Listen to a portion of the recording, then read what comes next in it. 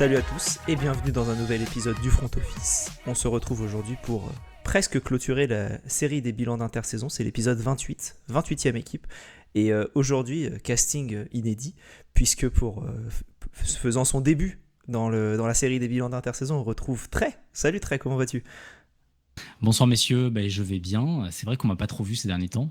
J'ai travaillé pas mal en coulisses et j'avais pas mal de choses à traiter à côté. Donc effectivement, j'ai un petit peu délaissé le travail des podcasts aux copains qui le font très bien. Vous le faites déjà très bien sans moi. Voilà, mais je suis là, on parle des Giants, donc forcément j'étais obligé de faire une apparition.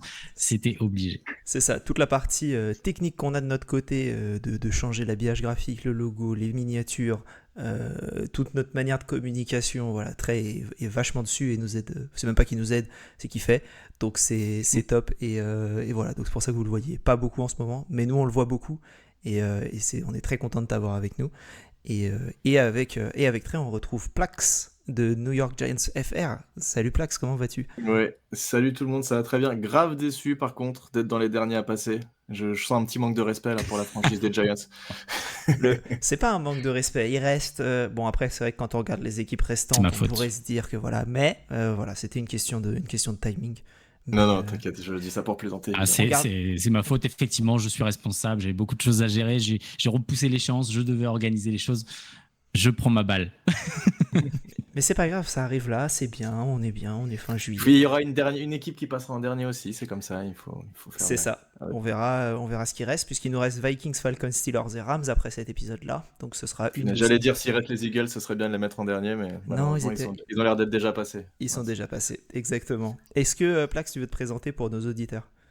Ouais, ok, et Plax, donc je m'occupe de... Enfin, j'ai lancé le compte New York Giants FR, je sais même, 2018, je crois. Il y avait un compte qui existait et en fait, il a un peu arrêté, donc j'ai relancé de zéro un autre compte. Entre-temps, avec mon pote Thiergo, on a lancé un podcast. J'ai fait un premier épisode tout seul en mode solo pour découvrir. Il n'y avait pas de podcast à l'époque, personne n'en faisait dans la commu. Du coup, j'ai dit, vas-y, on va tenter parce que j'écoutais des podcasts chez les ricains et tout, et je me disais que c'était bien, ça aurait été cool de faire un truc comme ça. Et dès l'épisode 2, c'est ce qu'il me dit, mais je m'en souviens plus, il faudrait que j'aille réécouter. Mais il me dit, si, j'étais là dès l'épisode 2. Donc, je le crois. On avait commencé, il m'avait rejoint et depuis, on fait ça. On a un blog aussi, Only a Giant Blog. Donc, en fait, le podcast s'appelle Only a Giant Podcast et il y a un blog qui s'appelle Only a Giant Blog. Et voilà, après ma vie perso on s'en fout, mais juste si on reste sur le foot américain, j'ai bossé sur TD Actu aussi pendant quelques temps. J'ai fait des articles, notamment des articles tableau noir. Voilà. Et on a un très beau logo New York Giants FR qui a été fait par un certain Trey que tu connais. Il est partout. Il est partout, c'est incroyable. D'ailleurs, une fois que tu as fini de tout refaire chez vous, tu pourras venir bosser un peu avec nous pour qu'on refasse tout de zéro. Ça marche. Un petit projet en plus. Voilà. Il me semblait que tu t'ennuyais, alors... Il y en a jamais assez, les projets. Jamais. Top. Pour cet épisode, même trame que d'habitude, du coup, on va pouvoir parler de la saison 2023 des Giants, voir un peu les différents besoins lors de l'off-season, les arrivées et les départs qui nous ont plu et qui nous ont moins plu lors de la free agency, les choix de la draft, et voir si ça fait mieux en 2024 qu'en 2023. Du coup, pour la saison 2023, vous avez fini en 6-11. Pas de playoff, du coup, quand tu fais 6-11. Trey, je vais te laisser démarrer. Toi, la saison des Giants, tu l'as vécu comment ? Est-ce que t'es déçu à quel point ? Parce que j'ai l'impression que c'est un peu comme ça qu'on peut juger cette saison plus qu'autre chose. Ouais, je vais ouvrir en disant simplement que quand tu sors d'une saison en ayant fait les playoffs et en ayant passé un tour génialissime contre les Vikings, tu t'attendais à faire beaucoup mieux l'année suivante. Malheureusement, ça n'a pas été le cas. Moi, j'ai quand même été, je vais pas mentir, j'ai un peu été décollé de la saison au début. Déjà, j'avais moins de temps fin d'année et du coup, au début d'année 2024, j'ai beaucoup plus pu voir les matchs et notamment sur toute la phase de play-off que j'ai vu à fond. Mais c'est vrai que du coup, concernant les Giants, je me tenais à jour. J'arrivais toujours à voir un minimum le match. Et voilà, on va dire que comme on commence la saison, c'est pas fameux parce que bon, tu perds, tu gagnes, ok, il y a 1-1, tout va bien, et puis après, c'est l'hécatombe. Et après, ça part dans tous les sens. À partir de ce moment-là, il est difficile d'arriver à se dire je vais rester motivé jusqu'à 3 heures du matin alors que je me lève à 6 et voilà, pour voir des matchs de ce type. Donc, c'était des replays et les condensés, hein, qu'on aime beaucoup. Donc, là-dessus, qu'est-ce que j'ai à en dire? On n'a pas vraiment de chance et en même temps, on est mauvais quand on doit être bon et les autres équipes aussi qu'on affronte savent jouer et ont compris, j'ai l'impression, vite nos défauts qu'on n'a pas réussi à gommer. Donc, à partir de ce moment-là, c'était une saison délicate et on a beau avoir des playmakers qui sont là pour essayer de faire le taf, ça ne marche pas. En plus de ça, on a le sort, on a l'œil toute la saison. Je veux dire, la blessure de notre incroyable Daniel Jones. Ça y est, je l'ai cité, ça y est. Voilà, bon, il prend cher, il prend tarif, c'est fini. Bon, bah voilà, on fait avec ce qu'on peut et puis ouais, c'est délicat. C'est une saison délicate, c'était très très difficile de la tenir. Et on finit sur une bonne note, c'est tout ce qui compte. On a battu les Eagles, on s'en bat. Franchement, la saison après, c'est bon, on s'en fout. On n'a pas battu, on a piétiné les Eagles, tu veux. Il est pire que moi. En même temps, c'est le cas, hein. 27-10, voilà. Ça aurait pu être pire que 27-10. 27-10, on a été gentil. C'est vrai. C'était un bon match à regarder. Hein. C'est vrai. Pour les Giants.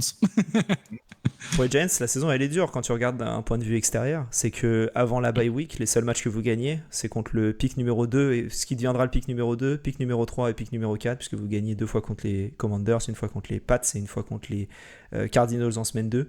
Après, Après, le planning est un peu plus compliqué encore en deuxième partie de saison, mais vous battez Green Bay quand même, qui fait une bonne deuxième partie de saison, et Philadelphie juste pour l'honneur.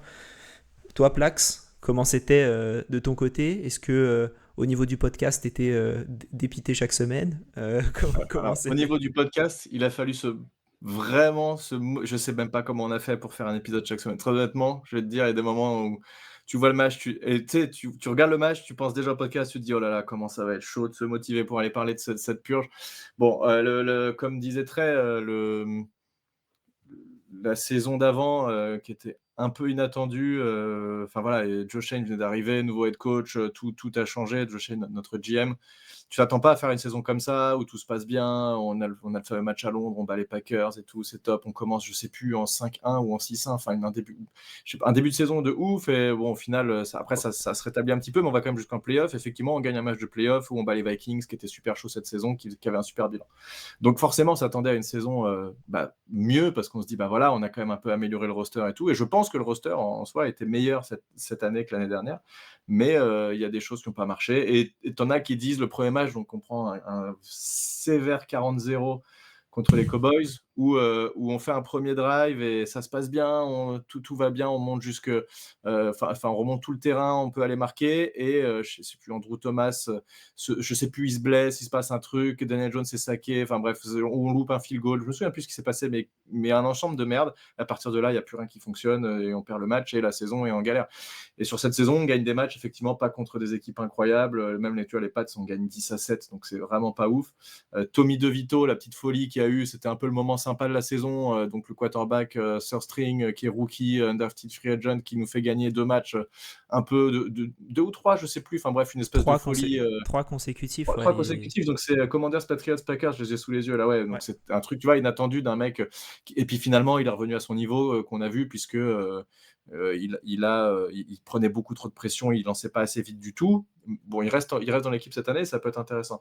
On a eu Tyrod Taylor qui était notre QB numéro 2, puisque Trey l'a dit, Daniel Jones a été blessé assez vite, malheureusement beaucoup blessé dernièrement, donc ça c'est un petit peu inquiétant.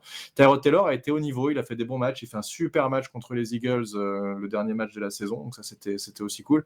Mais globalement, ce qu'il faut retenir, c'est quand même que notre O-line est la source de beaucoup de maux depuis des années maintenant.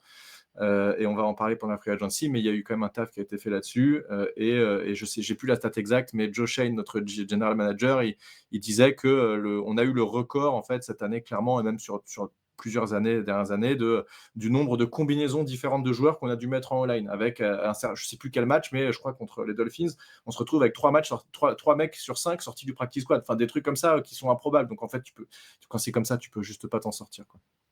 Ouais, très compliqué, hein. Franchement, une saison d'un regard extérieur qui avait l'air dur. Tu parlais, c'était bien 6-1. Vous aviez démarré la saison dernière.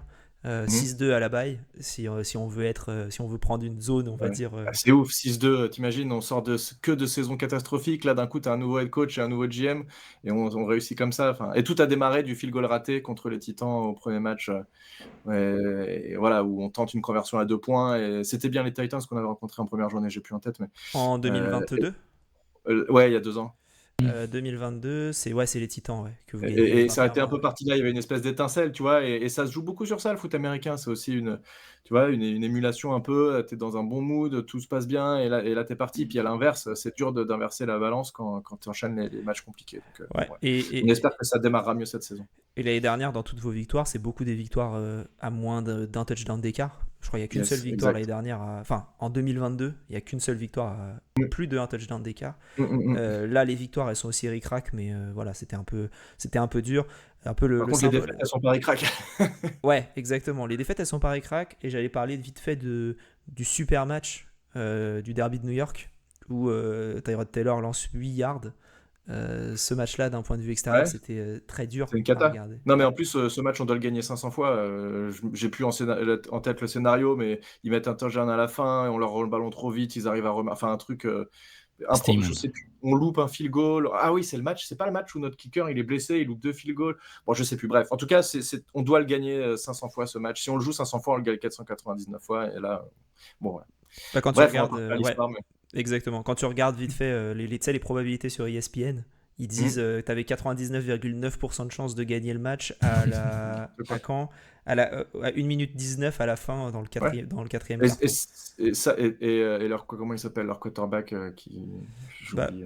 eux, c'était Zach Wilson qui jouait ce Oui, match-là. Zach Wilson qui fait une saison pourrie, il décide que sur un drive, il va faire des passes incroyables et il remonte tout le terrain en 2 passes avec un field goal de 98 yards sur le. Enfin bref, c'est n'importe quoi. Bref, ça m'énerve de reparler de ce truc-là parce que je me souviens de ce match et j'avais été très très frustré. Mais bon, Incroyable Zach Wilson. j'ai Comme ça toujours qu'on ma le télé, dénommera donc pas. j'étais pas assez énervé pour casser ma télé. Mais incroyable Zach Wilson. On verra la saison prochaine, du coup, ça se trouve. Ouais. Qui sait, la télécommande peut voler. Mm. On va pouvoir se projeter vers l'intersaison. Tu as Ouais. parlé, Plax, notamment des besoins en termes d'offensive line. Très, toi, de ton côté, tu identifies les mêmes besoins aussi avant l'off-season, hein, globalement, avant la free agency, avant la draft. Tu voyais quoi comme besoin clé euh, pour Bah les alors, Giants? ouais, en fait, le truc, c'est que entre la free agency et la draft, déjà, il fallait réussir à savoir un petit peu sur quel pied tu allais danser et ce que tu allais faire. Moi, je suis toujours parti de l'idée qu'à la draft, on allait jouer sur des joueurs à caractère, comment dire, soit des skill players ou des, mais enfin pas de l'O-line. Je ne voyais pas sélectionner de l'O-line. En plus, on voyait sur les mocks que ça allait, c'était pas trop le genre quoi. Franchement, j'ai vu qu'une ou deux mocks vraiment qui nous donnaient un OL, mais c'était très peu. Donc pour moi, l'idée de base, de toute façon, elle a toujours été de dire on joue à l'AFA, on va prendre des linemen à l'AFA. Ça semblait inévitable au vu des catastrophes qu'on a déjà eues. J'ai déjà parlé sur cette chaîne dans Thomas, hein, je vais déjà cracher dessus, hein, disons-le. Mais c'est vraiment le truc qui était pour moi nécessaire. Et moi, je suis assez content des moves qui ont été faits là-dessus. Ça aurait pu être mieux. On l'a vu d'ailleurs dans les Hard Knocks off-season. Là, on a Mm. vu dans le dernier épisode que ça aurait pu être mieux. Au final, je suis quand même assez satisfait de ce qui a été fait.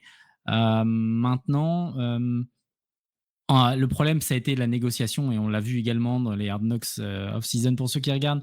La négociation avec Saquon, elle nous a mis dedans. Elle nous a mis dedans parce que ça s'est pas du tout passé comme ça aurait dû, parce que on était en mode on va mettre de l'argent sur Saquon et on met cet argent-là, et au final on s'est retrouvé en mode ah bah non, en fait on a cette manne financière qui reste là, et du coup on va pouvoir essayer d'en faire quelque chose. Bon, bah voilà. Je pense que les plans ont été revus à ce niveau-là, et que du coup, ça a été assez difficile pour le FO de réussir à saisir vraiment l'intégralité des besoins qu'il y avait, en tout cas à la FA, et vraiment d'avoir des pistes en se disant on ne fait que ça. Il a fallu, en fin de compte, vraiment être sur un spectre hyper large pour pouvoir remplir les besoins, tout en sachant que à la draft, bah, il y allait avoir du travail à faire, et que tu pouvais autant tomber sur un QB que sur un receveur, que même qui dit on aurait peut-être pu avoir Brock Bowers si on voulait. Donc c'est pareil, il y avait des possibilités à ce niveau-là. Mais en tout cas, personnellement, moi je suis assez fan de ce qui a été fait à l'AFA. J'aime bien les profils. Je sais que ça a beaucoup craché sur Devin Singletary notamment, que moi j'aime bien. Maintenant, c'est sûr que pour remplacer Saquon, il va falloir y aller, mais quelque part, on sent que c'est travaillé. En tout cas, on sait qu'ils vont pas chercher n'importe qui. Et Joe Shane et Dabble sont comme ça. Ils vont aller chercher des joueurs qu'ils connaissent ou des choses où ils sentent que ça fit avec le groupe, etc. Et pour moi, c'est le plus important, c'est que le recrutement, il a du sens. Totalement. Et ben on va pouvoir en parler un peu plus en détail peut-être. Est-ce qu'il y a on a parlé de la ligne offensive, Plax peut-être. Est-ce que tu as envie de parler des différents moves qui ont été faits de ce que je vois, hein. Il y a John Runyan qui vient des Packers, il y a Jermaine Eluemunor qui vient des Riders. Je sais pas si tu comptes Austin Schlottmann en center des Vikings comme une grosse recrue. Non, c'est du back. Non, C'est c'est du du back, backup, on est ça. d'accord. Ouais, Ok. ouais. Les joueurs qui visaient grâce au Hard Knocks, on le sait maintenant, c'était Robert Hunt qui visait sur 12-13 millions, le mec est parti à 20 chez les Panthers. Alors c'est quand même assez chelou parce que les Panthers, ils lâchent Brian Burns, qui est quand même un joueur qui était très bon et productif pour eux, et encore très jeune, et ils mettent 20 millions sur un garde.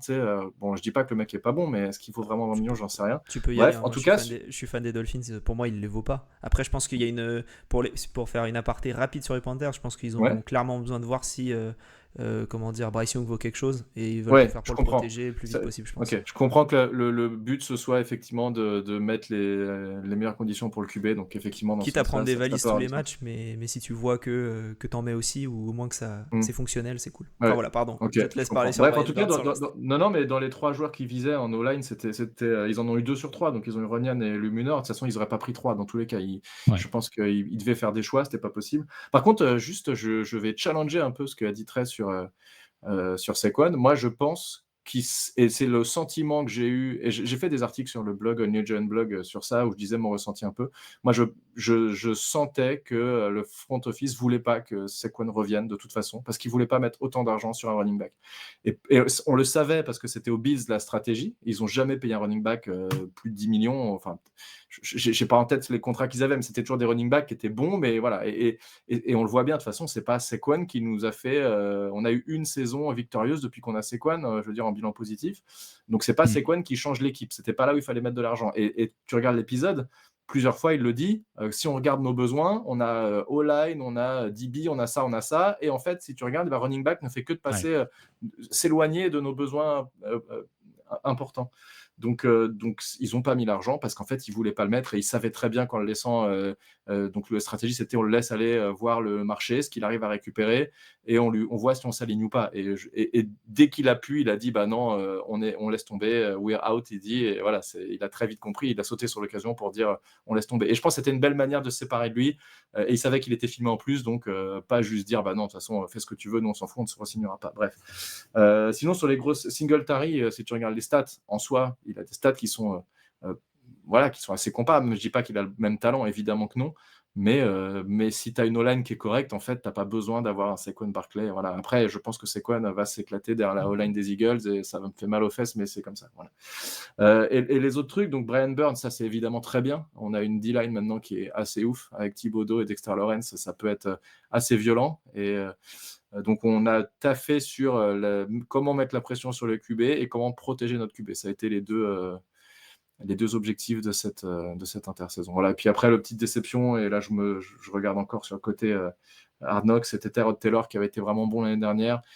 Et ils ont offert 10 millions les Jets, donc je comprends qu'on les laissé partir, on récupère Drew Lock pour 5, donc je trouve que là aussi ça a du sens. Et voilà, en fait, par rapport au régime d'avant, on voit que notre front office a des notions de range d'argent qui sont prêts à mettre suivant les postes parce qu'ils disent là c'est important, on va pas mettre 50 millions par an sur un kicker, bah voilà, on met pas 13 millions par an sur un running back. Et ça, ils restent droit dans leurs bottes et ça commence à prendre sens. Je suis complètement d'accord. Juste, je veux souligner effectivement ce que tu dis parce que c'est vrai que j'ai dit tout à l'heure que Saquon, on n'a pas mis l'argent, etc. Mais effectivement, en voyant l'épisode, tu te rends bien compte que il y a des limites qui sont mises et les Mm. limites par poste, comme tu dis, tu le vois bien sur le découpage quand on vient de présenter les tableaux avec les joueurs. Ouais, On voit bien ouais. que les montants, ils sont cohérents et ils se disent, OK, là, on a, je sais pas, on a 30, on peut mettre 20 là et 10 là et tout. Mm. Tout est bien calculé. Donc, je pense qu'au-delà même de dire on met pas plus de temps sur un joueur à ce poste-là, je pense qu'il y a même la découpe, elle devait même être en mode sur ce poste-là, on a besoin de 3 joueurs et on a cette somme pour les 3 joueurs, par exemple. C'est comme ça que je vois un peu le truc aussi. Et je pense aussi que c'est une bonne stratégie parce que, comme tu l'as souligné, on ne gagne pas avec un seul joueur, on ne gagne pas avec Saquon. Donc, voilà. À quoi bon mettre autant d'argent sur un mec qui s'est pété le genou de toute façon? Oui, et on n'est pas à l'abri qu'au bout de 2 matchs, il se pète chez les Eagles et qui voilà, sa saison soit bon, je lui souhaite pas ça, pas à On lui, mais dira, pour les on Eagles, dira ça leur pas, ferait du bien. on dira pas qu'on croise les doigts, mais voilà. Ça leur ferait un peu les dents, quoi. Aïe, aïe, aïe. La rivalité, la rivalité. Et puis ouais, Barclay, tu le fais partir. Il y a sûrement on le verra lors de la draft, mais tu vas peut-être changer un peu ton identité de jeu. Ah bah, Avec, clairement, c'est running back by committee, c'est évident, ouais, et évidemment. avec un top receiver, on aura le temps d'en parler après. Est-ce Mmh. qu'il y a d'autres moves que vous avez aimés lors de cette free agency de la part Je des les ai Giants? plus en tête tous après, C'est assez. qu'est-ce qu'il y a eu d'autre? Moi, ce que j'ai noté à la rigueur, c'est le retour de. Parce qu'on a parlé des joueurs qui viennent de l'extérieur et tout, mais aussi c'est Ouais, bien de ouais. voir les joueurs qui sont restés. Moi, j'aime bien le Nick McLeod qui est resté, le DB. Ouais, le DB qui est très bien, ouais. Ouais, Le je po suis très, très bon au Moi special j'adore, team. Et ouais, ouais. j'adore. Mais je sais. En plus, je pense à toi quand j'ai travaillé le sujet tout à l'heure. Je me suis dit, ouais, Bah, c'est. le Ouais, mec, il paye pas de mine et il fait le taf et c'est cool, exactement. j'aime bien ce genre de joueur, hein. On a besoin d'avoir ce genre de joueur. En fait, à partir du moment où on est dans la sauce, comme on est là, clairement, Mmh, mmh, on a besoin d'avoir des joueurs sur qui on peut compter. Et en mmh. fait, des gars qu'on va pas payer une fortune, mais on sait qu'ils Ouais, sont solides. ouais. Et je peux faire la comparaison avec le maillot qui est derrière moi, les Knicks. On regarde le travail Brunson, des, ouais. des Knicks en NBA depuis quelques saisons maintenant. Et c'est travail, pour moi, c'est la même intelligence qui est mise sur le travail du FO. C'est le même Mmh. style. On est dans le même style de travail. Mais en fait, les mecs, ils savent exactement où ils vont. Ils savent comment construire un roster. En tout cas, je sais pas si c'est la bonne méthode. En tout cas, ils ont une méthode et ils la suivent. Et ça, il y a pas Exactement. de doute. On parle de ton Il y a maillot la derrière, Fred, signature qui était ou... intéressante aussi, c'était le punt returner. Je me souviens plus, mais qui était une très bonne saison, une très bonne signature pendant la saison, puisqu'on avait mis Eric Gray, notre running back rookie, qui était catastrophique sur les retours de punt. Olszewski. Ouais, et il a marqué un TD contre les Rams qui nous permet de gagner. On a gagné contre London, je sais plus, bref, mais qui nous permet, je crois, de les accrocher au moins. Et en fait, ouais, parce que ça, c'était important, parce qu'en fait, à chaque fois que les mecs puntaient, on était en pression absolue de dire est-ce que le mec va réussir à au moins faire un fair catch, quoi. Et t'es même pas sûr de ça. Et donc là, il est bon et t'es serein. Être serein sur un catch de kick-off même si les kick-off vont changer cette année, donc je sais pas trop ce que ça va donner, mais au moins sur les punts, c'est quand même très important. Donc c'était une très bonne signature et c'est très bien de l'avoir fait revenir. Et vous Mm. avez récupéré aussi Isaiah McKenzie, ancien des Ouais, mais ça, Colts. tu vois, ça fait partie. Je Lui, suis c'est même pas pareil, sûr c'est pour du du tout punt. qu'il fasse le roster, quoi. Lui, c'est pour du retour. Plutôt. Ouais, Ouais. mais est-ce qu'il fera le 53, Je suis pas franchement? sûr. Ouais, c'est ce que je me Pas demande. sûr. Là, on Je- a tellement de receveurs maintenant que j'en sais rien. En fait, il y a une façon d'aller tester les joueurs. De toute façon, enfin, c'est la strat. Hein. C'est vraiment, tu vas tenter des joueurs et puis tu verras ce que ça donne. Et Bien sûr, mais au t'as vu besoin de au monde, de prix toute que tu les façon. payes, bah ouais. Ouais, t'as besoin de monde et ce mec coûte rien et si tu dois le lâcher, tu le lâches et puis c'est pas un souci. Totalement. Est-ce qu'on passe sur un peu le côté un peu plus négatif de cette free agency avec, on a parlé un peu de Saquon Barkley. Est-ce qu'il y a d'autres... on a parlé de Saquon Barkley, on a parlé de Tyrod Taylor, même si c'est un On n'a peu pas du parlé de positif. McKinney. Mais on n'a pas parlé de McKinney, exactement. Est-ce que Plax, t'as envie d'en parler un petit peu? Ouais, bah, moi, c'était un de mes joueurs préférés parce que j'aime bien les strong safety comme ça, enfin, qui étaient plus free, mais qui s'est un peu transformé strong. Et même s'il n'était pas aussi puissant qu'un Landon Collins, il était quand même capable d'un peu tout faire. Il y a eu cette fameuse blessure en faisant du quad là, comme un idiot, malheureusement, qui l'a un peu plombé. Mais quand on voit au prix auquel il est parti, il se retrouve, je sais plus, deuxième ou troisième meilleur safety en termes de salaire qu'il va gagner. Bon, est-ce qu'il les vaut vraiment? J'en sais rien, mais c'est un très bon joueur et c'est vrai que ça fait chier de le voir partir. Encore une fois, ça a été compensé directement par la draft. Donc, on a signé Tyler Nubin avec le deuxième tour. C'était un peu inespéré, ça tombe parfaitement bien parce que ça nous permet de le remplacer. Et je pense quand même qu'au niveau safety, on est OK. Même si on perd un joueur qui était quand même un cadre. Et bon, voilà, ça fait chier, mais tu peux pas garder tout le monde. Donc bon, voilà, tu es obligé de faire des choix. Et d'après l'Hard Knocks, j'ai l'impression qu'ils sont pas énormément battus pour essayer de le retenir non plus. Mais quand tu vois le salaire que les Packers ont mis, tu te dis, bon, c'est pas étonnant, peut-être. C'est le quatrième safety le mieux payé de la ligue. Au quatrième, ouais. Bah oui. Enfin, ça reste un beau bébé. Voilà, est-ce qu'il y a d'autres choses? Parce que c'est vrai que McInnes c'est une grosse perte. Barclay c'était une grosse perte. Voilà, après quand on regarde un peu les gros Il y a salaires. Ben Bredesen, je crois qu'on le perd, ça c'est dommage. C'est Ouais, un Bredesen, O-line qui au moins pouvait faire, je pense, qui pouvait être sur le banc au moins, quoi. Il était titulaire, c'est peut-être pas son rôle en NFL, peut-être qu'il mériterait plus d'être backup, mais c'est dommage de ne pas l'avoir gardé. Bon, là, j'imagine qu'ils ont des raisons. Un truc qu'on n'a pas indiqué aussi, j'y pense, parce que ça me semble extrêmement important, et il le dit dans le Hard Knocks, c'est que on parlait des blessures. La première chose qu'il dit quand on arrive à signer Runyan, c'est qu'il dit ça fait 3 ans qu'il a joué tous les matchs. Et ça, tu regardes, c'est une constante. C'est Eli vrai. Munor, il a raté un match en 3 ans aussi. Et tous les joueurs qu'on signe, tous, tu regardes, ils ont des historiques de blessures ultra faibles. Et ça, il fait super attention à ça, là où avant, tu avais l'impression que c'était... Il y a 2 trucs auxquels il faisait pas attention avant. C'est est-ce que les mecs étaient des idiots dans la vie? Du genre, voilà, on a signé suffisamment, des mecs complètement idiots, des DeAndre Baker et des mecs comme ça qui étaient complètement... des mecs pas finis, quoi, et qui font n'importe quoi, et ils sont même plus en NFL maintenant. Et est-ce qu'ils se blessent? Et avant, ils faisaient pas attention à ça non plus. Et là, ils font vraiment attention à ça, sur la personnalité des gars et la longévité. Donc, alors, d'ici à ce que Runyan, tu vois, au premier match qu'il fasse avec nous, il se blesse, alors que ça fait 3 ans qu'il s'est pas blessé, franchement, ça m'étonnerait limite pas. Mais en tout cas, on essaye de mettre toutes les chances de notre côté pour qu'on ait des mecs. Tu peux pas faire en sorte que ta O-line elle change tous les matchs, c'est pas possible. Tu as besoin de cohérence et de longévité sur ta O-line. Donc là, je pense que c'était un point important aussi qui a été bien réalisé par le front office. Top. Est-ce qu'il y a d'autres choses que vous n'avez pas trop aimé? Moi, je vais juste en citer un parce que je l'aime beaucoup et que j'aurais bien aimé le voir rester, ne serait-ce que pour jouer un petit rôle, c'est Sterling Shepard. Voilà. Ouais. Pas incroyable, mais il est dans nos cœurs, je crois. Ouais, je suis d'accord. Ouais. Il a jamais été incroyable, mais il nous a fait des trucs où on s'est dit waouh, on a un peu waouh, tu vois, genre. Tu veux que J'espère, on passe un pari là? Moi, je te dis qu'il revient coach des wide receivers dans, je sais pas, dans 4 ans ou 5 ans. Ah, c'est possible. Mais j'ai un peu l'impression que si t'enlèves OBJ, en fait, c'est vraiment le receveur derrière qui a réussi à marquer un petit peu le coup avec les Giants depuis l'époque Cruz. Mais il a survécu, quoi. Il a survécu depuis super longtemps, alors que aux tempêtes. Voilà, il a survécu à toutes les tempêtes, exactement. Il a toujours été là. Même quand il était blessé la saison 2022, il était sur le banc, il motive. Je me souviens à Londres, tu le voyais avec sa serviette en mode allez, vas-y, c'est parti. Ouais. C'était trop chaud. Vrai gars de vestiaire aussi. Exactement, vrai gars de vestiaire, vrai leader. Il part à Tampa Bay. Moi, je pensais que c'était fin de carrière pour lui. Il se relance un an, il va pas faire beaucoup plus que ça, très honnêtement. Beaucoup blessé aussi, donc. C'est Darius Slayton qui va pouvoir prendre sa place. C'est un peu le receveur type Giants. C'était déjà aussi. un peu le cas, quoi. Attends, Darius Slayton, c'est notre receveur numéro 1 depuis 5 ans. C'est ce qui est absolument pas normal. Mais... dans le sens, je voulais dire dans le sens tête receveur de New York, entre guillemets, je suis là depuis complètement. longtemps, je suis un receveur, qui est là depuis longtemps, exactement. Tu as tout à fait raison. Ouais. Mais oui, sinon, Slayton, c'est pas mal. C'est un bon receveur 2. C'est un bon receveur 2 ou 3, ouais, complètement. Qui devrait pas être receveur 1, mais maintenant il l'est plus, enfin. Bonne transition, on va pouvoir parler de la draft du coup, si ça vous va.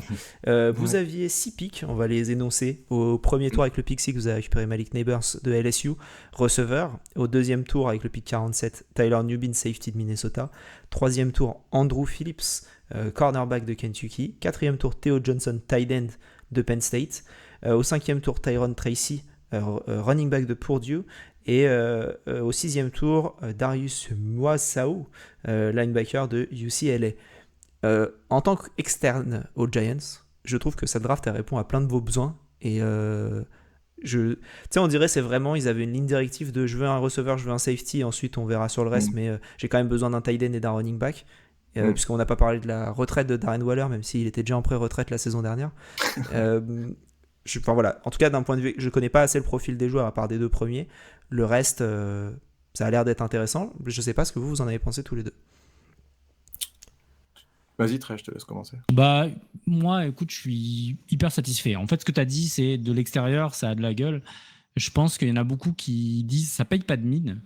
Mais c'est cool. Tu vois, ça paraît être un peu le resto que tu vois de l'extérieur et tu te dis «Oh, c'est pas ouf et tout», mais tu rentres dedans, tu manges et tu dis: «C'est trop bon», Malik tu vois? Nabers, moi je vois Non, Malik oh Nabers à oh, l'extérieur du non, resto, je mais me dis: «Je vais quand même rentrer pour aller voir». hormis Neighbours, bien sûr. Non, non, mais vraiment, mais j'exagère volontairement parce que il y a des noms qui sont pas ultra ronflants en fait par rapport à ce Mmh. qui possiblement était disponible à ce moment-là. Ouais, je suis Et d'accord. c'est ça en fait que je veux dire. C'est Ouais. que du coup, il y a eu des trucs, on était un peu surpris, on s'est dit waouh. Mais c'est pareil, même moi, Tyler Nubbin par exemple, je l'avais pas mis, je l'avais pas du tout en tête. C'est quand je l'ai vu, je me suis dit mais attends, comment? Et j'étais surpris en fait du pic. Et en regardant le détail, je me suis dit, mais trop bien en fait. Genre vraiment, j'étais hyper satisfait une fois que je l'avais vu en me disant, putain, mais ça va combler le départ de McKinney. Et je suis persuadé que le mec va prendre l'espace, il va avoir le rôle, il n'y a pas de doute en fait. Mmh. Et chaque joueur, en fin de compte, prend la place qu'il doit prendre, je pense, avec le niveau qu'il a. C'est parfait. Alors la grosse question, effectivement, c'est au poste de Tyden, parce qu'effectivement, avec la salsa de Darren Waller, là, Ouais, c'est du rap il a plutôt été que de chiant, la quoi. salsa, mais Non, mais il a été relou. Et donc, du coup, effectivement, on sait que le FO, ils ont quand même eu. Ils avaient le nez fin parce qu'ils se sont dit on va quand même prendre un tight end parce qu'on a besoin. Ils en ont signé aussi à la F1, on n'en a pas parlé, mais il y ouais. en a eu deux, je crois, qui ont été Ouais, signés à la c'était Free des bloqueurs Agency. tight end, c'est pas du tight end qui va te catcher. Ouais, bien entendu. Mais c'est vrai que du coup, on sent quand même qu'il y avait un besoin d'aller placer des tight ends, tu vois. Mmh, Donc, mmh, mmh. moi, j'aime bien aussi Theo Johnson, le petit, le petit pic là, qui est Je pas mal. pense que c'est Enfin, le plus gros potentiel de cette draft par rapport au choix enfin, là où on l'a choisi. C'est lui qui oui, peut là être où on la l'a plus grosse choisi, ouais. surprise, qui a un Ouais, gabarit de peut-être. Golgoth absolu, il a l'air monstrueux. Malheureusement, il est un petit peu blessé là, mais ça veut rien dire. Et après, non, ouais, moi j'aime bien aussi Tyron Tracy, j'ai envie de voir ce que ça va donner. Il a de l'espace en fait. Il y a dans ce groupe, on en a parlé tout à l'heure vite fait, mais c'est vrai que c'est un comité et en fait on se dit que il y en a possiblement qui va pouvoir tirer son épingle du jeu. Tout le monde en tout cas va avoir la possibilité de tirer son épingle du jeu et ça Mmh. j'apprécie. Et du coup venir faire jouer un gars comme Tracy dedans, tu te dis ça match à fond. Et pour moi, c'est l'intelligence en fait d'aller chercher ce running back là plutôt que d'autres qui étaient un peu plus clinquants peut-être, mais qui n'auraient pas forcément fit avec le groupe, qui étaient partis pour être plus des numéros 1 ou je ne sais quoi. Enfin, c'est mon avis. Je suis assez satisfait, moi, personnellement, de cette classe. Et Malik Neighbors, merci, parce que c'est tout ce que Ouais. j'attendais. Moi, je veux absolument pas de. Enfin, je veux dire, à part aller chercher un top 3 QB, je l'ai déjà dit, mais à part aller chercher un Drake May, un Jaden Daniels, là, à la rigueur, j'aurais compris. Mais à partir du moment où tu peux pas avoir ces gars-là, très bien. Prends le BPA, c'est Malik Neighbors. Prends Malik Neighbors, point. C'est tout, discute pas. Alors, tu as vu que les rumeurs donc on sait que les Giants ont potentiellement cherché à trade avec les Patriots pour le pick 3. Ouais. Il y a des rumeurs qui disent que c'était potentiellement pour aller chercher Joe Alt plutôt qu'un QB. C'est des Ah rumeurs ouais? évidemment, hein. Ah, je l'ai pas Ouais, vu passer ça. c'était pas forcément, pour aller chercher un QB, plutôt Joe Alt qui aurait eu du sens aussi pour notre line qui est le besoin Ouais, presque numéro 1 potentiellement, c'est devant sûr. QB presque. Mais bon, bref. Juste, si je dois donner mon avis aussi, Malik Nabers évidemment, très bon choix. Je pense qu'il y a pas de doute là-dessus, très, très content et trop pressé de le voir jouer parce qu'on n'a pas eu de wide receiver 1 depuis Odell Beckham, donc ça fait du bien. Tyler Nubbin, pareil, on l'a dit tout à l'heure, il remplace directement un besoin qu'on avait pour, voilà, c'est un ball hawk, il a fait je sais pas combien d'interceptions, donc on a vraiment besoin de ce genre de joueur. Petite surprise sur, Drew Phillips où, hem, alors de ce que disent, les spécialistes, moi je connais pas assez bien la NCAA et cetera, mais ils disent: «Voilà, quand même un joueur pas si ouf pour, un pic aussi haut». Et en fait, tu te rends compte que les coachs les Giants l'ont coaché dans je sais plus quel truc universitaire, quel match, Reese's, Senior Bowl ou je sais pas quoi là, bref. Donc ils le connaissent, donc ils ont pas pris le mec de nulle part. De toute façon, tous les mecs, ils les connaissent, ils les choisissent pas, à l'arrache au dernier moment parce qu'ils sont en panique et ils avaient pas de plan comme, ça a pu être le cas avec Dave Gettleman. Après Theo Johnson, on l'a dit, ça peut potentiellement être un mec qui te fait des dingueries parce que, le mec est monstrueux et si on lui lance des bons ballons, voilà, il n'était pas non plus à Penn State, ultra, ultra mis en avant. Et Tyron Tracy, c'était un ancien receveur reconverti running back dans sa dernière année universitaire et donc il a des stats de ouf dès qu'on lui fait des passes, en tant que running back, donc ça, c'est très bien, ça veut dire qu'il sait un peu tout faire. Par contre, voilà, petite déception peut-être sur le dernier alors là, on arrive à des ou même quand tu es spécialiste NCAA, de toute façon, je pense qu'au pick enfin au 6e tour plutôt, tu commences à arriver à tes limites, à mon avis, de connaissances, mais de ce qui se disait, c'est qu'il y avait quand même des joueurs qui étaient potentiellement meilleurs que lui. Maintenant, voilà, c'est un running back, un linebacker qui est pas très grand et qui, voilà, s'ils l'ont pris, c'est qu'ils doivent aimer certains aspects, potentiellement plus, de la special team qu'autre chose. Mais donc, Ah, globalement, quand même, ça a l'air OK, ça comble des manques. Maintenant, voilà, il faudra attendre 2 ou 3 ans pour savoir ce qu'il en est vraiment. comme Ouais, d'hab. j'allais dire pour moi Saou à ce niveau, c'est les paris quoi. T'es clairement sur Complètement, du ouais, bien pari sûr. et Les tours 6 ça et 7, passe, ça casse quoi. Voilà, ouais, ouais. C'est ça. exact. J'aurais mis Et aussi, si, j'aurais mis aussi une boule noire dessus si j'avais dû. bah, pourquoi pas? Et si je dois donner une petite déception quand même, c'est qu'on n'avait que 6 pics et ça, c'était un peu léger, mais ça venait du fait, je pense qu'il y avait un détour numéro 3 qui venait du fait qu'on l'avait donné pour Darren Waller, donc ça, c'est un peu relou. Un numéro 2, bah, pour Brian Burns forcément, donc c'est normal qu'on ait moins de tours, mais Ouais. bah, on peut presque considérer que Brian Burns, c'est un mec qu'on a drafté, voilà, sauf qu'on sait déjà son Presque. niveau, quoi. Et tu connais son contrat aussi. Et oui, là, pour le coup, tu le connais bien son contrat, ouais, ça, il y a pas de Ouais, doute. c'est. Je trouve ça bien, moi, parce que vraiment, t'as deux joueurs où tu sais qu'ils vont jouer dès la première saison, et ça va faire du Mmh. bien. Ouais, Nubin et Neighbors. Je ouais. pense qu'entre Johnson et Tracy, il y en a un qui peut exploser, potentiellement dès la première saison. Johnson, on Mmh. verra. J'ai pas je sais pas, sa blessure, elle est grave ou c'est uniquement Non, une non, non, blessure? ils l'ont mis sur Unable to Perform list Ouais, ou je sais ok. pas quoi, la, La la pup. PUP là. Mm. Mais il devrait être de retour assez vite après. Ouais. Ok, parce que Johnson, devant lui, il a Bellinger. Bellinger, c'était bien en rookie, c'était un peu moins bon, je trouve, en sophomore. Bah parce qu'il y Euh, avait, il y avait parce quelqu'un qu'il y devant avait... lui. Ouais, parce qu'il y avait Mm. quelqu'un devant lui, ouais, évidemment. Mais c'est un C'est bon c'est quand joueur. qu'il a pris un doigt dans l'œil là, qu'il l'a écarté des terrains pendant super longtemps? C'était sa saison rookie, je crois. Je me Euh, souviens plus. Non, c'était. J'ai Non, je me oublié. souviens pas. Parce que c'était la saison dernière. Et depuis, il a une visière parce qu'il a pris un doigt dans l'œil et qu'il a failli. Enfin, c'était assez vénère son truc. Il a Je failli me perdre souviens plus. son œil. Je sais pas s'il a failli perdre son œil, mais ça aurait pu être beaucoup plus impactant que ce que l'avait été. Donc finalement, Bah, là, c'est une visière obligatoire. il a fait 12 matchs en première saison et il a fait 17 matchs en deuxième. Donc je pense que c'était Ah plus oui, dans donc la non, première. c'était effectivement la première, pas de doute. Ouais. Mais voilà, entre le Theo Johnson et le Tyron Tracy, je pense qu'il y a moyen. Tracy, Hmm. j'ai pas envie de dire qu'il a un boulevard devant lui, mais c'est la meilleure situation qu'un cinquième tour, je pense, peut avoir aujourd'hui en Ouais, NFL. c'est clair. Bah, Et devant lui, il y a Eric Gray qui va. Je ouais, pense que les trois running backs, ça va être Eric Gray, ça va être lui, et et ça va être Singletary, ouais. Singletary. Mais Parce qu'on voilà, en avait un quatrième, enfin un quatrième running back qu'on avait récupéré du temps de Gettleman, mais il fera pas l'équipe, ou il a peut-être même déjà été viré, je sais plus. ok. Enfin voilà, donc moi, d'un point de vue extérieur, je la trouve cool. J'ai envie de rentrer dans le restaurant. Ah, tu vois, on y Voilà. vient dans ce restaurant.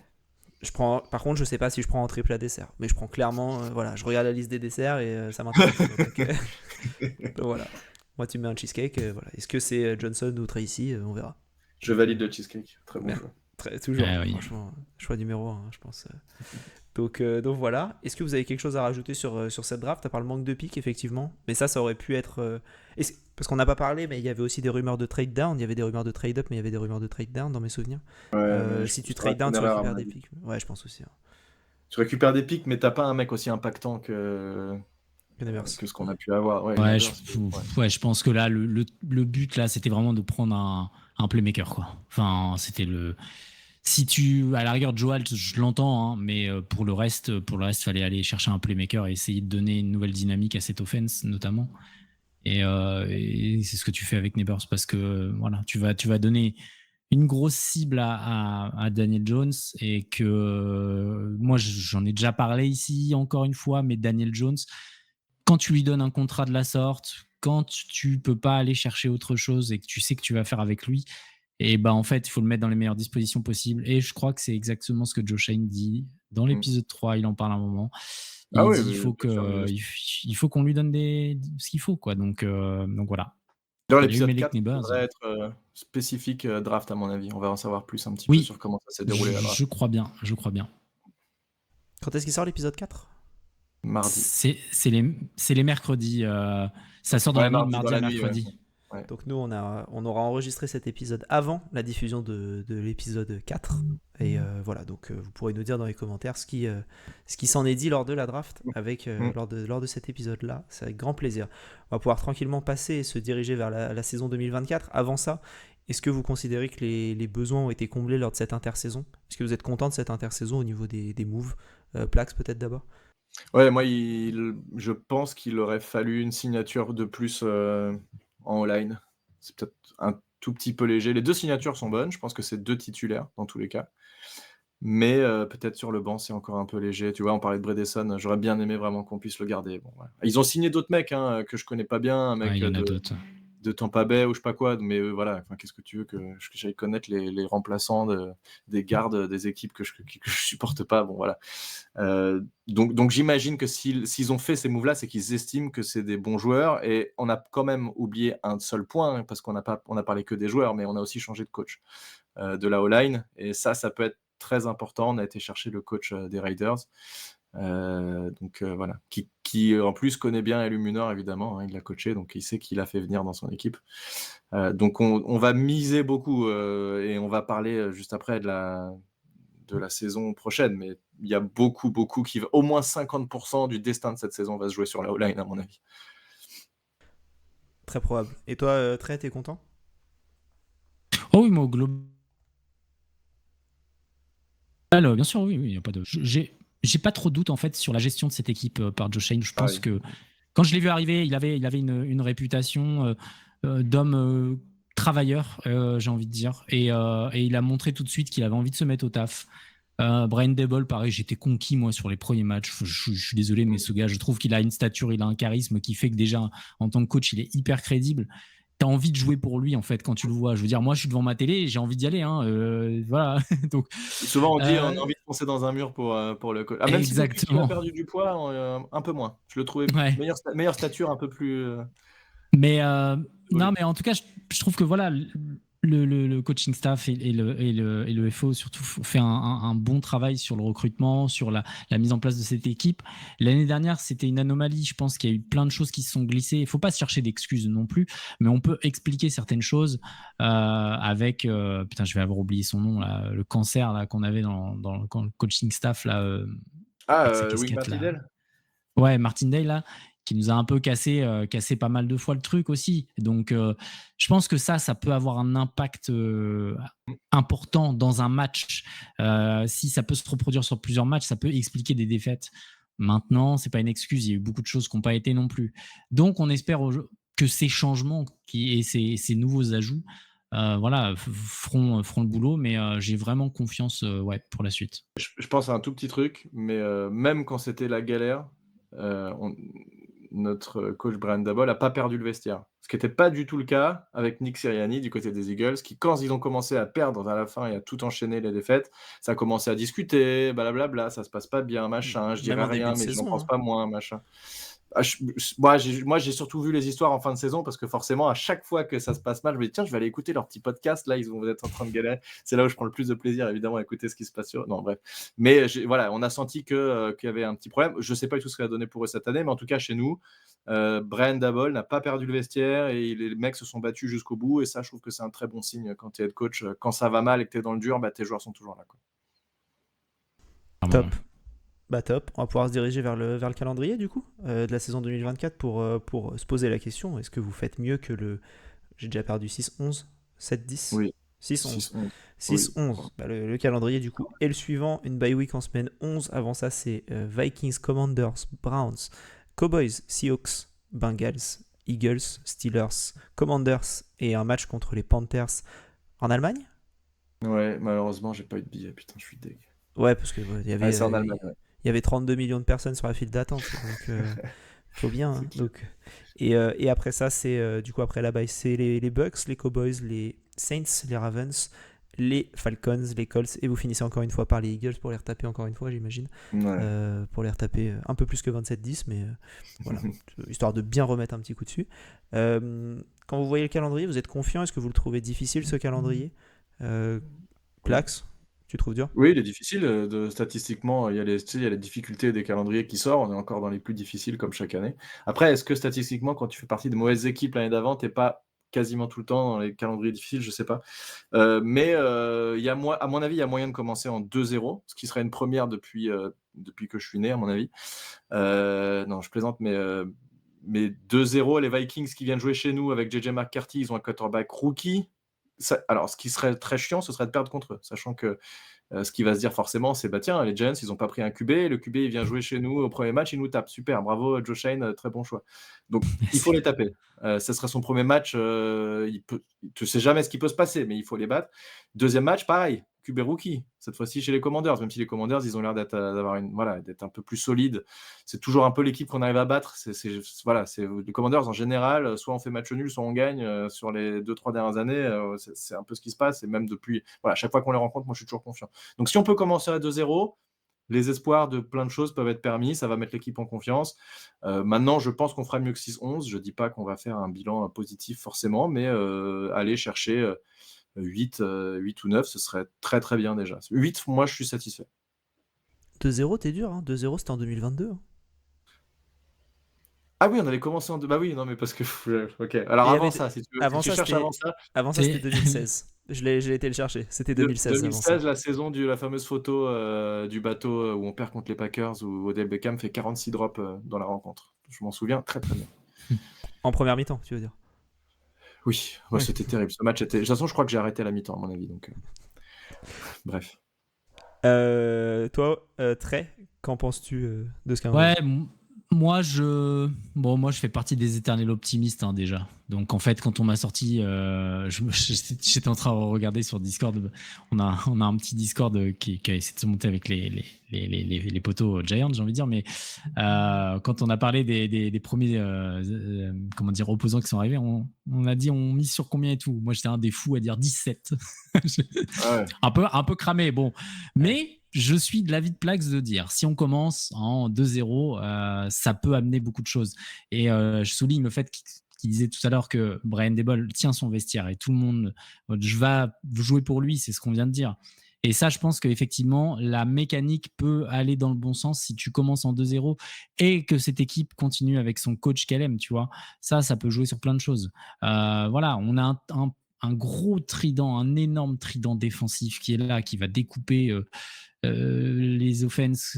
Voilà, on peut compter sur les 3 et on les paye assez cher, je pense, hormis Thibodeau, bien sûr, mais ils sont là et ils vont faire le boulot. Et s'ils peuvent aller chasser les rookies, ils vont se donner un plaisir d'aller chasser les rookies. Donc effectivement, tu commences en 2-0, tu te mets bien. Ensuite, il faut assurer sur certains matchs qui vont être difficiles, qui vont sûrement se jouer dans le money time. Et c'est là où il va falloir tenir. Je pense qu'il y a des matchs, tu les perds. Il y en a d'autres quand ça se joue à rien et qu'il faut tenir jusqu'à la dernière seconde. C'est là qu'il faut être solide. C'est là qu'un coach doit tenir son groupe et que les joueurs vont jouer pour l'équipe et pour leur famille presque. Voilà, c'est ça. J'ai bon espoir en tout cas. Donc 17, bon, peut-être pas, mais un petit 8-9 comme Plax, je serais pas étonné, quoi. Ouais, ce serait bien. Moi, je suis à 7-10 si je suis un peu optimiste. J'ai un peu du mal. Je trouve le calendrier, c'est vrai, quand tu le regardes en détail, il est assez dur. Après, il est costaud.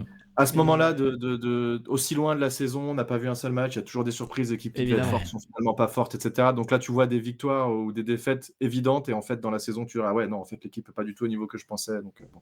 Après, si tu vas aller au Super Bowl, de toute façon, il faut battre tout le monde. Donc, oui, dans tous les cas, oui. Mais c'est peut-être pas l'objectif de cette saison tout de suite. Mais, pardon. On sait jamais. Ah, sur un malentendu. Quelques malentendus, je pense. Plusieurs malentendus, je pense. Là, il faut quelques sourds même, je pense, pour pouvoir éventuellement y aller. Est-ce que vous voulez rajouter quelque chose sur cet épisode, sur les Giants, sur ce que vous voulez? Je crois qu'on a dit beaucoup de choses. Les points importants que je voulais évoquer, à mon avis, on les a dit. Donc, rien qui me vient en tête. De ce que j'avais en tête également, pareil, je trouve qu'on a bien fait le tour de tout ça. Saison difficile en même temps. De toute façon, quand on fait un bilan d'une saison catastrophique comme celle-ci, on peut pas y passer 3 heures parce que bon, on se ferait du mal. Mais et puis c'est une saison catastrophique, mais qui est pas assez catastrophique pour que tu puisses aller chercher le QB que tu veux. Alors, est-ce que l'an prochain, il y aura... Tu vois, si on refait pareil, une saison un peu à 6-7, et qu'on se dit, bon, Jones, c'est pas la réponse, il faut qu'on aille chercher un QB, alors ça t'empêche pas d'aller trade et d'aller donner 2 ou 3 premiers tours pour aller chercher ton QB, et t'as intérêt à être confiant. Si jamais ça arrive, et qu'il faut qu'on aille chercher un QB, de toute façon, je pense que soit Jones prouve quelque chose cette saison, comme il l'a fait il y a 2 ans, et il nous montre que c'est le QB de la franchise, et il est là pour encore 5-6 ans, soit... on saura dire, OK, bon là, clairement, on arrive au bout d'un cycle, ça fait déjà 5 ans ou 6 ans qu'il est chez nous, clairement, c'est terminé, il faut qu'on aille chercher un QB. Donc si c'est ça, ça veut dire que logiquement, on n'a pas non plus un nombre de victoires incroyable, et donc il faudra qu'on aille chercher un QB, et s'il le faut, hein, quand on a été prendre Eli Manning à l'époque, on avait donné, je sais plus, 2 ou 3 premiers tours de draft. Donc quand il faut le faire, il faut juste que tu sois sûr de toi. Et pour le coup, j'ai confiance en Brian Daboll pour aller trouver le QB qui saura faire monter et faire progresser comme il l'a fait aux Bills. Et bah, Ouais, si vous voulez un QB, on en parlait lors de l'épisode dernier, donc l'épisode juste avant celui sur les Giants, on parlait des Dolphins. Mhm. On parlait, attention, hein, on sait pas, le contrat, on verra si vous voulez. Moi, j'aime pas du tout, je veux pas du tout de Tua Mais Tagovailoa. moi, je suis fan des Dolphins. Si vous le voulez pour 3 picks, 3 premiers tours, mais allez-y. Ah, donc t'es d'accord avec moi que tu t'aimes pas le QB, t'es fan des Dolphins, mais t'aimes le QB, t'es pas fan. J'ai du mal. On a parlé aussi il y a comment dire, il y a 10 jours de Trevor Lawrence et de son extension à 55, à 55 millions par an. Tu as 55 millions par an, jamais j'en veux, hein, ça c'est sûr. Si c'est un contrat team friendly, pourquoi pas. Enfin voilà quoi, c'est dur. Donc oui, je pense pas non plus que ce soit la solution chez vous, hein. Donc je suis assez d'accord. Excuse-moi Trey, du coup je t'avais coupé au début pour. Non, t'inquiète. Non, pas de souci. Moi, je voulais juste rebondir sur la saison en fait qui va venir et j'ai envie de dire Daniel Jones quoi. Je peux pas le nommer autrement, mais c'est vraiment pour moi le point d'interrogation. On se dit effectivement qu'est-ce qu'on va en faire. Mais j'ai absolument peur d'une chose, c'est que ce soit la saison de trop en fait pour le coaching staff ou le FO. C'est seulement de ça qui m'effraie, c'est que j'ai toute confiance en Joe Shane et en Brian Daboll. Vraiment, j'aime bien ce duo. Je trouve que ce duo fonctionne. Je pense qu'on est tous unanimes sur ce sujet. On aime beaucoup ce qui se passe. Mais le problème, c'est que les proprios, bah, ils n'ont pas notre vision à nous de fans. Et j'ai peur que aujourd'hui, les choix qui ont été faits sont quand même importants. Et du coup, tu te dis, au bout de 3 ans comme ça, en mode, bah, qu'est-ce qu'il en advient, quoi. Si tu arrives à la fin de la saison, que ça ne l'a pas fait avec Daniel Jones, c'est qu'en fait, tu as parié presque ton contrat dessus, quoi. Donc, si mais Mara tu vois, à derrière, mon avis, Mara, il laissera ce duo-là prendre leur QB avant de les mettre à la porte. Parce que là, ils se traînent un QB qui est pas celui qu'ils ont choisi, même s'ils lui ont donné un contrat. Il le sait, il sait la situation dans laquelle était l'équipe quand ils ont récupéré. À mon avis, je pense pas qu'ils les virent comme ça. Après, en tout cas, pas Joe Shane. Maintenant, est-ce qu'ils sont aussi liés que ça? Joe Shane pense à une capacité, enfin, à la possibilité de rester plus longtemps que Daboll, qui, si ça se passe mal, devrait être viré. Maintenant, vu qu'ils sont très potes, ça va être dur pour Joe Shane de virer son pote. Mais bon, il va bien falloir le faire si jamais il y a besoin de le faire. Après, en plus, ce qui se passe, c'est que vraiment, sur la gestion de Shane, tu peux pas dire grand-chose, étant donné que le gars, jusqu'alors, ses choix ont été plutôt payants ou, je veux dire, ou alors discutables dans certaines situations. Ouais, bah, tu vois, Darren Waller, par exemple, c'est un choix qui était plutôt mauvais au final avec le recul maintenant. Mais ça, c'est exactement ce que j'avais en tête, c'est qu'on peut dire ce qu'on veut, mais en final, Darren Waller, bah, tu dis, si le gars fait de belles promesses, tu prends quand même un mec qui est quand même à la base, je vais pas dire un cador, mais en tout cas, il est fort sur le papier. Oui, c'était censé amener quelque chose. Si le gars te met une disquette, tu peux pas en vouloir au gars qui l'a recruté, mais ça fait partie du job aussi. Donc voilà, je pense que la capacité de Joe Shane aujourd'hui, effectivement, elle est importante et elle est reconnue en tout cas. Mais ouais, Brian Daboll qui fait un taf monstrueux, mais qui a des petites dissensions avec son coaching staff, pardon. Voilà, est-ce que ça jouera à terme? Que va donner cette saison et qu'est-ce qu'on fera au bout, quoi. J'ai juste peur, voilà, qu'on perde un petit peu ce truc-là où on se dit putain, on n'est pas très loin d'avoir quelque chose. Ça paraît peut-être invraisemblable hein, pour les 31 autres équipes et leurs supporters de la NFL, hein, ce que je dis, mais sincèrement, on n'est pas très loin d'avoir quelque chose en fin de compte avec les Giants, bien plus que ce qu'on a eu depuis qu'on a gagné le dernier Super Bowl. Donc pour moi, en fait, on va dans le bon sens et j'ai juste pas envie qu'on brise ce truc-là parce qu'on sait que dans le sport, ça va trop vite, quoi. Ouais. Des notes d'optimisme. C'est bien pour terminer cet épisode. Je vais pouvoir vous remercier tous les deux. Déjà, très merci pour... c'est notre premier épisode. Non, c'est notre premier ou deuxième épisode ensemble? Je sais plus, j'ai un doute maintenant. Je crois que je t'ai déjà charrié sur ton maillot de Jalen Brunson. Oui, non, on a déjà fait d'autres trucs. Tu peux charrier ce maillot-là? Sur les bilans, c'est le premier, c'est sûr. Après, non, on en a fait d'autres. Non, mais parce que il dit que je suis un escroc avec mon maillot de Frank Nilikina derrière. Mais... Ah, c'est Nilikina? Oui, l'info est lâchée. Oui, c'est le numéro 11. C'est pour ça que je l'ai mis dans ce sens-là, les gars. Oui, voilà, j'ai triché. Mais j'ai triché. Voilà, on le dit à la France entière. Oui, j'ai triché. C'est le maillot de Frank Nilikina, fier, c'est pas grave. Ouais, c'est cool d'avoir Bon, Ntilikina, c'est un mais peu valeur. oui. En plus, il vient du Madison Square Garden, celui-là, il a beaucoup de valeur à mes yeux. Mais j'ai l'intention d'acheter un maillot de Brunson. Donc voilà, à l'occasion, quand je Ça mérite. changerai le Ça mérite. maillot. Ouais. Ah oui. Ce sera cool. Plax, merci De également. rien, merci de C'était m'avoir très... reçu. Bah, c'était très cool. Vous pouvez suivre Plax du coup @NYGiantsFR sur Twitter. Vous pouvez suivre le Only a Giant podcast et j'ai oublié l'autre, Only c'était a Giant Only Blog. Blog, c'est ça, c'est le blog. Voilà, Ouais. donc n'hésitez pas. De toute manière, si tu nous envoies les liens, on le met dans la description de l'épisode. Comme ça, on peut Ouais. avoir, comme ça, Ça roule. on peut le partager et comme ça, tout le monde peut y avoir accès. Pour le prochain épisode, on se retrouvera et on parlera des Vikings que vous jouez, je crois, du coup, vous jouez en première match. semaine. C'est ça. Mhm. Donc ça fait une bonne transition, totalement involontaire. Mais voilà, c'est cool. Donc on parlera des Vikings lors du prochain match. Encore une fois, merci, Plax, merci. Je vous souhaite à tous Salut. Merci à toi. avec plaisir. Je vous souhaite à tous une bonne fin de journée, bonne soirée et vive le football.